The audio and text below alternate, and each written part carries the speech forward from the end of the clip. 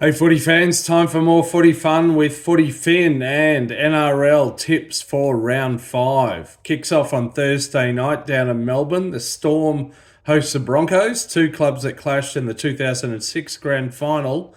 Big news for the Storm is their halves combo. They welcome back Cam Munster, his first NRL game for the season. Jerome Hughes is back.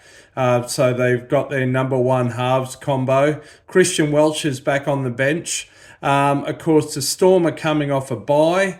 The Broncos, on the other hand, have had a 6-day turnaround after beating the Cowboys last Friday night.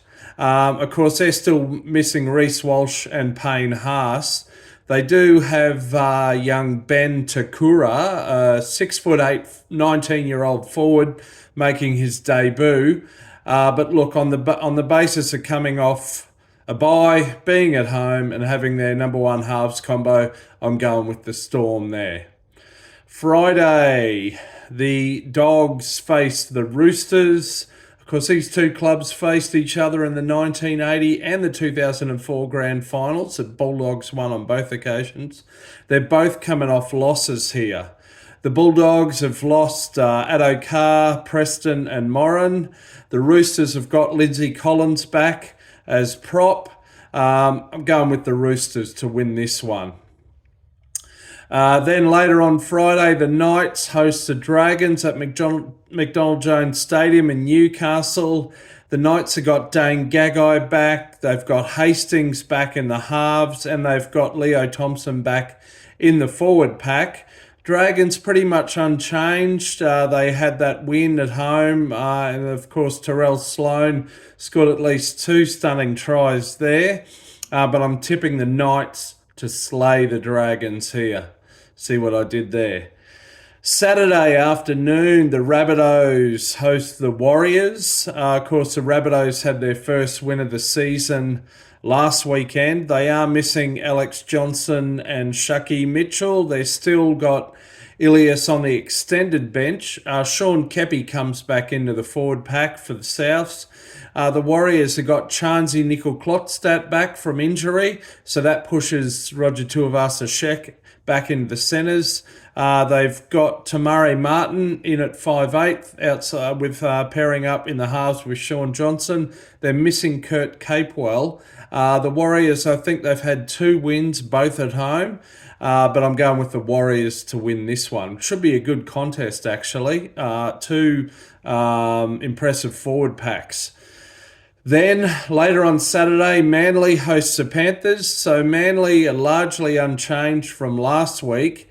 The Panthers welcome back James Fisher-Harris. Of course, they're still missing Nathan Cleary with that hamstring injury, but I'm tipping the Panthers to win this one. Will they get a favour from some video ref or other this week? Let's just wait and see. Then the Dolphins host the Tigers at Lang Park Suncorp. The Dolphins have still got Nikorima and Katoa in the halves. They're not using Sean O'Sullivan at this stage. Ewan Aitken is still in the forward pack. Pretty impressive forward pack and set of reserves for the Dolphins. Tigers, of course, coming off the back of an impressive last-minute victory over the Eels last Monday on the back of an Aiden Caesar field goal near the death.